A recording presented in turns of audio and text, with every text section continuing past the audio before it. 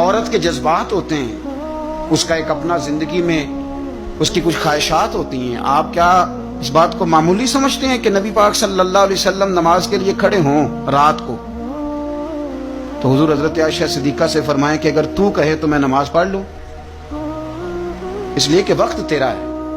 میرے بھائی، کسی کے مزاج کا جب آپ تو بوجھ بننے کی کیا ضرورت ہے؟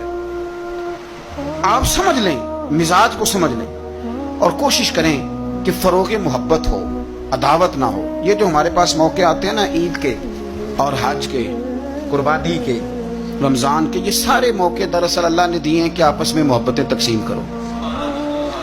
اور یاد رکھنا، محبتیں بانٹنے سے بڑھ جاتی ہیں، یہ تقسیم کرنے سے بڑھتی ہیں، یہ زیادہ ہوتی ہیں. ہم محبت نہیں بانٹتے، ہم مفادات کو دیکھتے ہیں. ہم مفادات کو دیکھتے ہیں. میں نے تو زندگی میں ان لوگوں کو بھی دیکھا ہے کہ کسی آستانے پہ، کسی ادارے میں، کسی مسجد میں، کسی تنظیم میں ان سے کوئی پیار زیادہ ہو گیا تو انہوں نے پھر اپنے وہ مفاد سامنے رکھ کے کسی اور کو وہاں داخل ہونے دیا، ورنہ انہوں نے کسی کو قریب نہیں پھٹکنے دیا. کہیں ایسا نہ ہو جائے کہ وہ جو ہمارا نمبر ہے وہ پیچھے نہ چلا جائے. ہم لوگوں نے فروغ محبت نہیں کیا.